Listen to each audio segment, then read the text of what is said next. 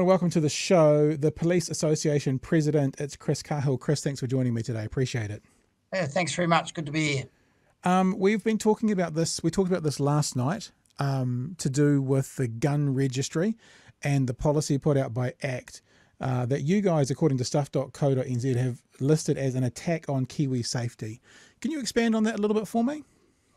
Yeah, well, I think the key for us is that we believe a gun registry will mean there's a lot better understanding of who has firearms, where they are, and are they secure. And that will then lead to more responsible control of them.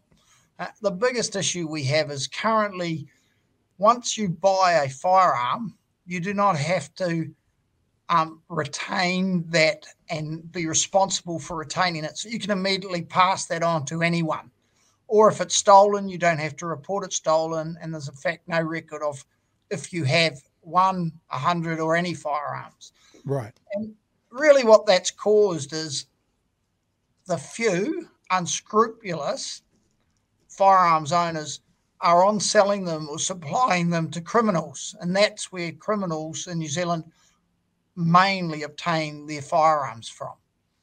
So for clarity, a couple of things. The first thing is I've never purchased a firearm, but I would assume, like if you go to Gun City or something like that, there's some kind of quote unquote registry, because you probably have to fill in all your details to say you've purchased the gun. So there's some kind of traceable in that first purchase. But you're saying then to on-sell it, it's the Wild West. You can do what you want. It can go where you want. You can sell it to whomever you want, which means, in theory, I guess, you could have a criminal element buy to order. They could get a law-abiding person with a license, etc., to buy it, and then they could just buy it off them. That's something that can happen now. That's the first part, just for clarity for me. Yeah, very much so. So currently, if I go and purchase a firearm, the dealer will record that I purchased a firearm from him, but that won't be recorded anywhere else but in the dealer's records. Yep. So can you do what you just said? Very much so. So just recently we had the report from Napier of a guy called Kershaw Singh, who had 5 different, he wasn't a licensed firearms holder, he had 5 different licensed firearm owners purchase carbine-style rifles for him. Wow. He then cut them down and then on-sold them to gangs in Auckland, 21. And when you cut those down, they already have a pistol grip. So it looks exactly like a revolver handgun. So that's how easy it was. No record. He could do it, no problem at all. And to continue on from that conversation about that path that I just put through about legally purchasing then on-selling, you're saying that the research shows that is that the most common way a gang will get an illegal gun today is through someone buying it legally and then either on-selling it or having their legal gun stolen? Is that, like when we talk about when the bad guys get the guns, is that the most common way that they get it? Yeah, so police were lax, shall we say, in following up how when they recovered guns from criminals, where had they originated from? Right. And after 2019 massacre in Christchurch, they set up a firearms investigation team based in the National Organised Crime Group. And before that, I'd been saying most of them were stolen. But in fact, what they identified, when they could trace where a firearm came from, the vast majority were what we call straw purchasing. So purchased by a legitimate firearms owner and then on-sold to a gang member or other criminal. Okay. So how would the gun registry stop that, just to make sure everyone's fully informed as to why the police want it? And then we can get on to whatever ACT's doing. We'll do that in a sec, though. All right. Okay. So what a gun register, when I purchase a gun, it would then go on to the firearms registry. So I would then say if I'd purchased 10 firearms, it would show Chris Cahill has purchased 10 firearms. Police would then be able to go and check and say, can you show us your 10 firearms you've purchased? And if I didn't have those 10 firearms, I would have to explain where they are. But currently, I could purchase those 10 firearms. It's not registered my name. I never have to explain where those 10 firearms have gone to. So in other words, I now will be held responsible for my firearms. So it's a way to, I guess, stop those few. And look, we talked about this last night, Chris. We don't need to get into the conversation around law-abiding citizens, because every law is written because a few people won't abide by them, not the vast majority. I don't need a law to say don't murder someone, right? I don't need that law for me, right? But there is a very, very slim percentage of people that we need a law for, so that there can be punitive punishment when that thing does happen. So that's every law. So we don't need to get into this conversation that ACT or whoever goes through, political parties go through, saying, but all those law-abiding, there's no law that's written for all the law-abiding people. It's always written for those who won't abide by the law. Sorry, you go. Yeah, spot on. Yeah, 100% nail it. You know, we register cars, we register dogs. Nearly all car owners, nearly all dog owners are law-abiding citizens. That's not why we register. We register for the ones that don't. Yeah.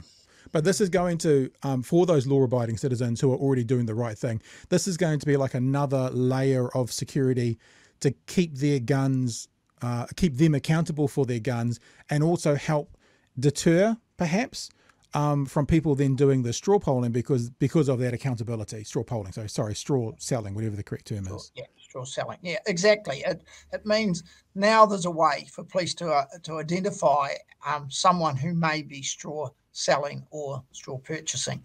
And look, the other side too, in Australia, when they introduced registries across the country, across all the states, and that was in response to the Port Arthur massacre, yep, deaths dropped from 10,000 a year to 1,500. And the most obvious thing that was attributable for is firearms owners realised if a firearm was stolen, they would have to report that, because now police would be able to say, where's your firearms?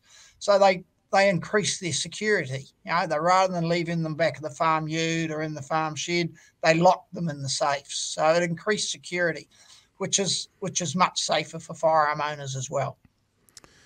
In the article from the weekend, you say that the policy of ACT, who are saying they're going to repeal this law, is a, quote, failure of responsibility, end quote, and an attack on the safety of law-abiding New Zealanders. Can you unpack that a little bit for me?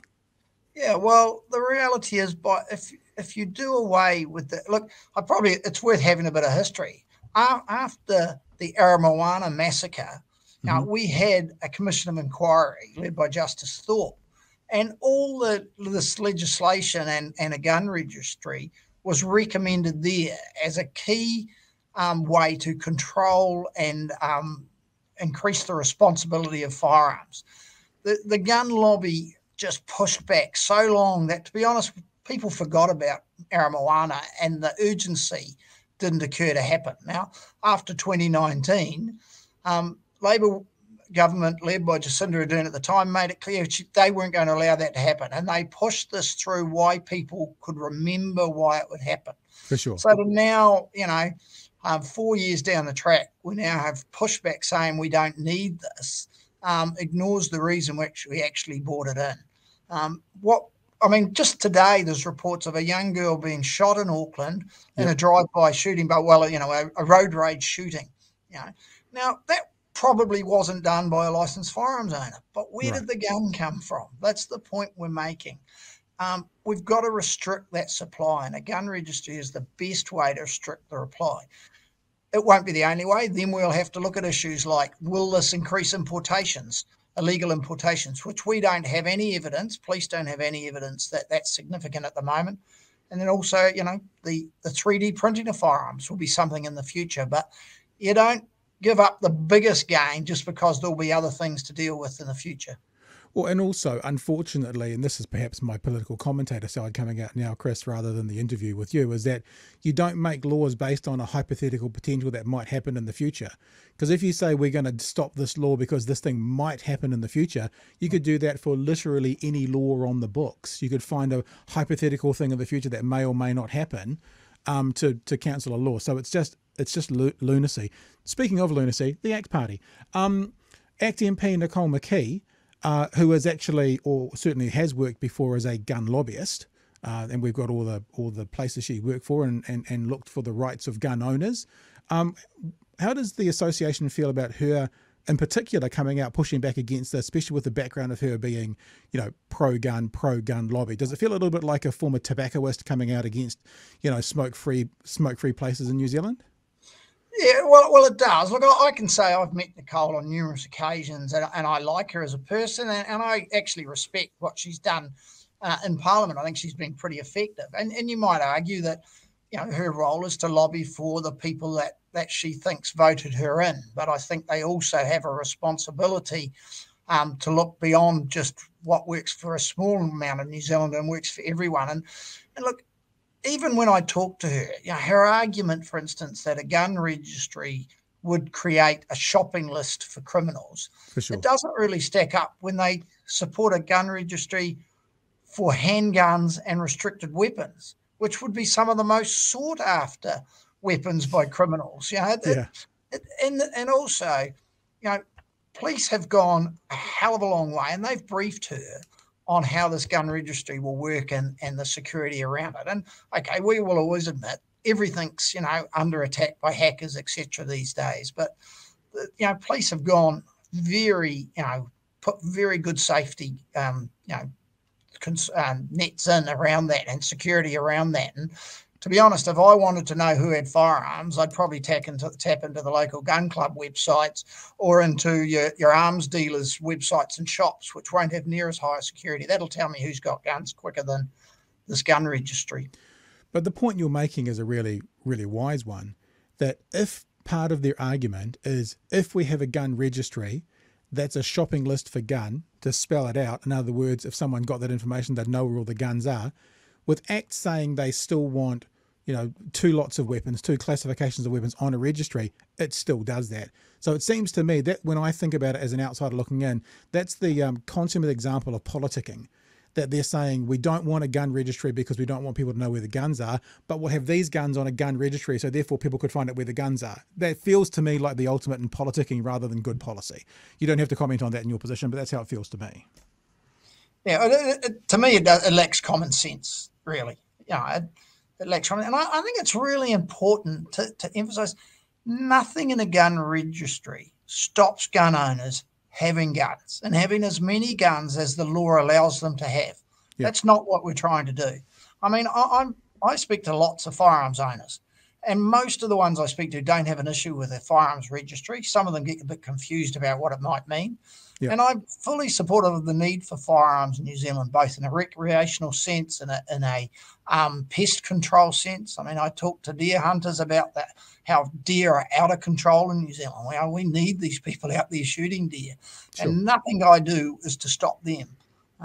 But we have to have the balance between that and safety. And as you said right at the start, this isn't for law-abiding people. This is for the criminals that might have gun licenses. A small number. No law is. That's one of the stupidest things all politicians try and pull out there. That this will affect law-abiding. Well, it's not for them. It's for the others. One other question though about the MP McKee. She used the word competent. That the police wouldn't be competent when it came to holding this information. In other words, that the administration of the system wasn't up to. You guys went up to the task of it. How do you feel by someone who could be in government within 5 or 6 months, thinking that the police aren't competent to do this job? Yeah, look, I was a bit insulted when she suggested we were putting incompetent officers into this work group. Yeah. Because that's, from what I've seen, we've actually got some amazing people working in there, and certainly some of the lead people I've dealt with are exceptional. But in fairness, the one thing also in fairness, a criticism the gun community has had for a long time is police have badly managed the administration of firearms. And that was identified in 2019 when there was a review. Police haven't put the resources in, they haven't put the expertise in the right areas.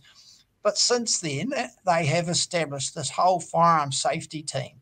It's got 400 or 500 staff it'll have when it's finally complete. And the firearms community will rightly get a much better service and a much more professional service. So perhaps she was just trying to say you haven't done a good job in the past, and that's a fair criticism. Right. But I think going forward, there's I have every confidence actually they're going to get an exceptional service.